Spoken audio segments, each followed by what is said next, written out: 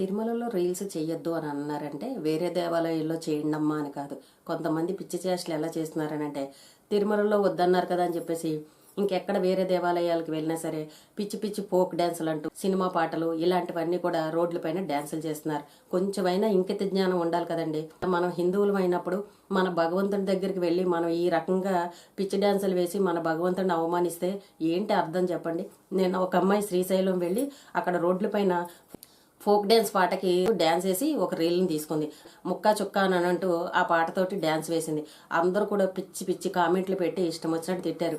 హిందూ అయ్యుండి శ్రీశైలం వెళ్ళి ఇలాంటి డ్యాన్సులు వేస్తావా, ముందు డిలీట్ చెయ్యి, మీకు ఎన్నిసార్లు చెప్పినా అర్థం కాదా అని చెప్పేసి ప్రతి ఒక్కరు కూడా కామెంట్ పెట్టారు. అసలు తిరుమలలో చేయొద్దు అని అన్నారని అంటే వేరే చోట చేయమని అర్థం కాదు కదా. అక్కడైనా భగవంతుడే, ఇక్కడైనా భగవంతుడే. శ్రీశైలం వెళ్ళినప్పుడు చక్కగా భగవంతుని దర్శనం చేసుకోవడం మానేసి పిచ్చి పిచ్చి డ్యాన్సులు ఏంటి చెప్పండి. పోనీ ఒకవేళ అమ్మాయికి డ్యాన్స్ వేయాలని అనుకుంటే చక్కగా భరతనాట్యం చేయొచ్చు, లేదు అంటే శివుడికి సంబంధించిన భక్తి పాటలు కూడా చాలా ఉన్నాయి.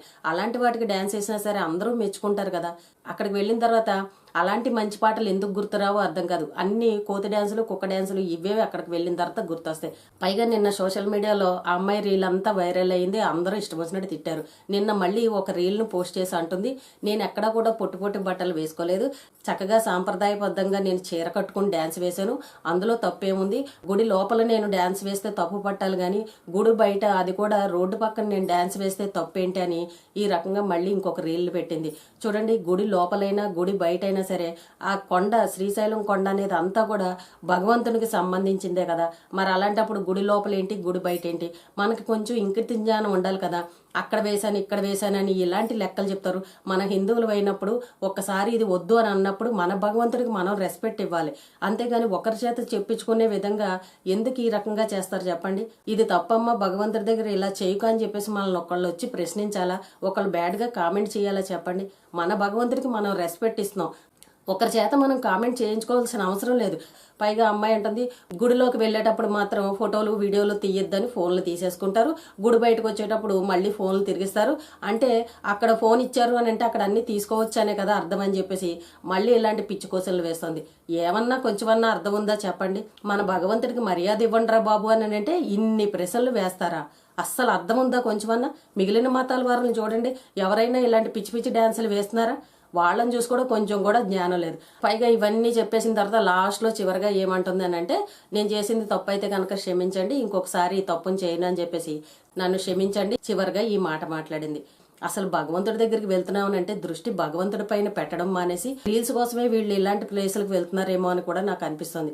మొన్న కూడా మేము శ్రీశైలం వెళ్ళినప్పుడు దారిలో ఇలాగే ఒక అమ్మాయి డ్యాన్స్ వేస్తుంది, అక్కడ పక్కన కారు పెట్టారు, ఆ వెనకాల అంతా వ్యూ చాలా బాగుంది, కొండలు అవన్నీ ఉండేసరికి మరి వాళ్ళ ఫాదరో మరి ఇంకొక అతనో తెలియదు కానీ ఆ అమ్మాయి డ్యాన్స్ వేస్తుంటే ఈయన కెమెరా తోటి షూట్ చేస్తున్నాడు అనమాట. శ్రీశైలం కొండపైన కాకుండా రోడ్డు పైన అనమాట.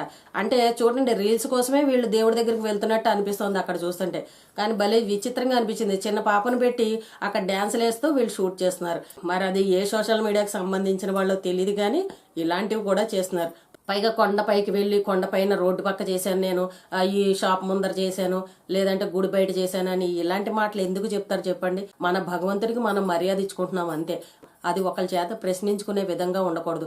ఇప్పుడు మొన్న కూడా చూసారండి, జాకెట్ల పైన వెంకటేశ్వర స్వామి బొమ్మలు వేసేసుకుని లైట్లు పెట్టేసుకుని నాన్న పిచ్చ పిచ్చ గందరగోళం చేసేస్తున్నారు. అంటే జనాల్లో నేనే అట్రాక్షన్గా కనబడాలి, అందరూ నన్నే చూడాలని గొప్ప కోసం చేస్తున్నారో ఏమో అర్థం కాదు కానీ మన భగవంతుడిని ఎన్ని రకాలుగా అవమానించాలో అన్ని రకాలుగా అవమానిస్తున్నారు మన ఆడవాళ్ళు. ఇలాంటి తప్పులు చేయకుండా అని సోషల్ మీడియా దద్దరిల్లాగా చెప్తున్నా సరే ఎవరిలోనూ కూడా కొంచెం కూడా మార్పు రావట్లేదు. మొన్న కూడా ఒక ఆవిడ ఇలాగే స్టేజ్ పైన మాట్లాడుతుంటే బ్లౌజుల పైన సరస్వతి బొమ్మని వర్క్ చేయించుకుంది. సరే సరస్వతి బొమ్మ చేయించుకుంది కదా అని దాన్ని జూమ్ చేసి దగ్గరలోకి చూస్తే ఆవిడ ఫేస్ని పెట్టుకుంది. సరస్వతి బొమ్మలో ఆవిడ ఫేస్ని పెట్టుకుని ఆ బ్లౌజ్ పైన వర్క్ చేయించుకుంది. మరి దానికి ఎన్ని వేలు ఖర్చు పెట్టిందో తెలియదు కానీ చూడండి, చిత్ర విచిత్రాలన్నీ చేస్తున్నారు మన ఆడవాళ్ళు. వయసులో పెద్దవాళ్ళు అయ్యుండి, ఒకరికి చెప్పే వయసు ఉన్న వాళ్ళు అయ్యుండి మన భగవంతుడిని మన అమ్మవారిని ఏ రకంగా అవమానించాలో అన్ని రకాలుగా కూడా అవమానించేస్తున్నారు. దాన్ని జూమ్ చేస్తే గానీ మనకు మనకు అర్థం కాదనమాట అది ఆవిడ ఫేస్ అని. మామూలుగా చూసిన వాళ్ళు ఏమనుకుంటారంటే అందరూ దేవుడి బొమ్మలు వర్క్ చేయించుకుంటున్నారు కదా అదే అని అనుకుంటాం. ఎంతంత ఖర్చు పెడుతున్నారో చూడండి వర్క్ బ్లౌజుల కోసం. చీర కంటే ఎక్కువ వేలల్లో వర్కుల కోసం ఖర్చు పెడుతున్నారు అనమాట. అది మన ఆడవాళ్ళ పరిస్థితి. మా భగవంతుడు అంటే ఒక లోకువ, ఒక చులకన, ఒక భయం అనేది అంతకన్నా లేదనమాట. అసలు భగవంతుడు అని అంటే జనాల మైండ్ సెట్ లో ఏముందో అర్థం కాదు. నిజంగా మీకు భక్తి లేదనుకోండి, నోరు మూసుకుని కూర్చోండి. ఎందుకు ఈ బాధలన్నీ మీరు బ్లౌజుల మీద వర్క్లు వేసుకుని నాకు దేవుడు అంటే భక్తి ఉందని చూపించుకుంటారా? లేదంటే వేసుకోవడానికి ఇంకా మీకు వేరే బొమ్మలు ఏమీ కనిపించట్లేదా? మాకు ఇంత భక్తి ఉందని చెప్పేసి ఈ రకంగా చూపించుకుంటున్నారా? అందరి చేత ఎందుకు చెప్పండి ఈ రకంగా తిట్లు తిట్టించుకుంటారు? ప్రతి ఒక్కరు కూడా ఆ బ్లౌజ్ గురించి మొన్న అడ్డమైన తిట్లు తిట్టారు. ఆ ముందు ఆ వీడియో డిలీట్ చేయి, నీకు కొంచెమైనా బుద్ధి ఉందా, మీరు ఆడాళ్ళైనా అని చెప్పేసి నానా రకాలుగా తిట్టారు. కొంచెం అన్న జ్ఞానం ఉండాలి కదండి ఆడవాళ్ళు అయినందుకు. అసలు మీరు వేసుకున్నారు, మరి మీ ఇంట్లో ఉన్న పెద్దవాళ్ళు కానీ మీ ఇంట్లో ఉన్న వాళ్ళు కానీ ఎవరు కూడా మిమ్మల్ని ప్రశ్నించరా? అమ్మ ఇలాంటిది వేసుకోకు, చూసిన వాళ్ళు తిడతారు, తప్పు ఇది, ఇలా చేయకూడదని మీ ఇంట్లో వెనకాల ఉన్న వాళ్ళు ఎవరు చెప్పరా? ఆ కుట్టించే వాళ్ళు కూడా ఎవరు చెప్పరా? మీరు వేసుకుంటే అందరికీ కనిపిస్తారు కదా మీ కుటుంబ సభ్యులందరికీ. ఇప్పుడు ఏదైనా మనం ఒక వీడియో తీసి పెట్టాము అని అంటే అది బాగోలేదు అని అంటే మీ ముందు ఇంట్లో కుటుంబ సభ్యులే చూసి ముందు అది తీసి అందరూ ఈ రకంగా మాట్లాడుతున్నారు, ఇది తప్పు బాగోలేదని ముందు బయట వాళ్ళకంటే ముందు ఇంట్లో వాళ్ళే చెప్తారు. కానీ మరి మీ ఇంట్లో వాళ్ళు కూడా ఎవరు పట్టించుకోలేదంటే మరి వాళ్ళు ఎంత గొప్పవాళ్ళో దీన్ని బట్టే అర్థమవుతుంది. మనం హిందువులుగా పుట్టినందుకు మన భగవంతుని మనం గౌరవించుకోవాలి. వేరే మతాల వాళ్ళు చూడండి, ఎవరైనా బట్టలపైన ఇలాంటివి చేస్తున్నారా?